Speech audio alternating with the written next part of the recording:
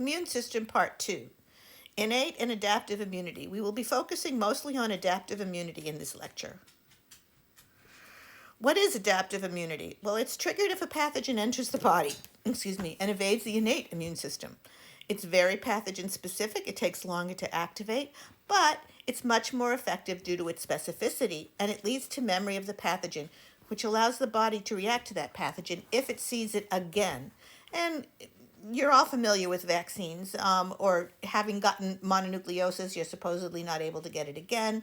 That's adaptive. That's memory to adaptive immunity. Once you get a viral disease, if your body sees that specific viral disease, it will fight it off and you won't get sick.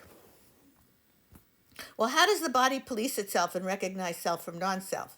Well, a group of researchers, a couple decades ago, discovered something called the major histocompatibility complex. And this is a group of proteins on cell surfaces that the immune system recognizes purely as self. It belongs to your body.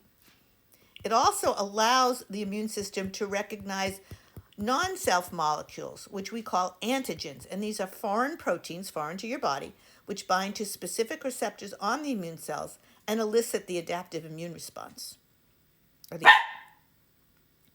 Some adaptive immune system cells are B cells, and these respond to foreign antigens by producing antibodies. And you may have heard of antibodies in terms of the COVID response.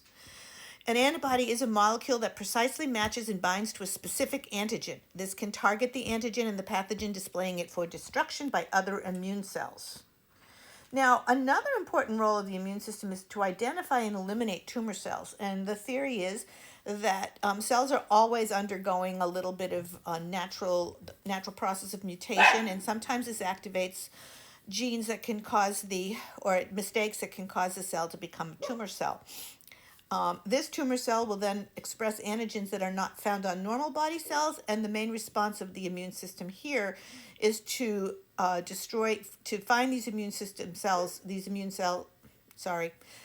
to find these cancerous tumor cells and to destroy them. And this is carried out by a group of cells called natural killer cells. What is the lymphatic system? Well, it's a system that is made up of separate vessels, separate from the cardiovascular system, but it is part of the immune system. It is also part of your digestive system and your cardiovascular system. Although they don't carry blood, they carry lymph fluid. The organs are the lymph vessels, the lymph nodes, the thymus gland, where T cells mature, the bone marrow, where white cells are made, or precursors to white cells are made in mature white cells, your spleen, and your tonsils. You can live without your tonsils, however. In summary, a pathogen is any agent which causes disease. There are two types of immunity, adaptive and innate. Innate is quick but non-specific. It responds to general classes of viruses or bacteria. It's made up of barriers, specific white blood cells called leukocytes, and other generalized responses. Your adaptive provides a specific response tailored to a particular pathogen. It takes longer to activate, and it can lead to memory against a specific pathogen, giving you immunity. Now, again, as we've said several times, the immune system is what recognizes self from non-self. It recognizes antigens that are foreign. It activates B cells and T cells to produce antibodies and memory, and it is responsible for immune surveillance.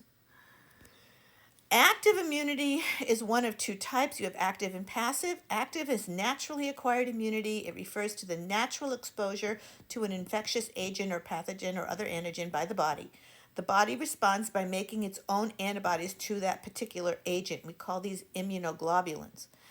Vaccines, which will be covered in detail in another PowerPoint, is an active immunity artificially acquired. So it's a vaccine. It's any immunization with an antigen. And there are several different types of vaccines out there. There's the mRNA vaccines, which have just been devised to fight COVID, but have been in the works for years. There are dead vaccines where they put in a virus that is completely unable to replicate whatsoever, even inside a host cell, but will still trigger an immune response. And there's the attenuated vaccines or attenuated microbes. They're living.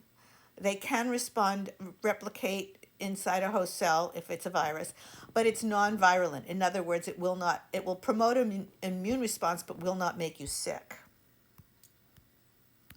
Passive immunity, which you may hear about in the news as convalescent plasma for treating COVID, refers to the injection of antibody-containing serum or immunoglobulin shots from another person. It's very short-lived and can cause an allergic reaction.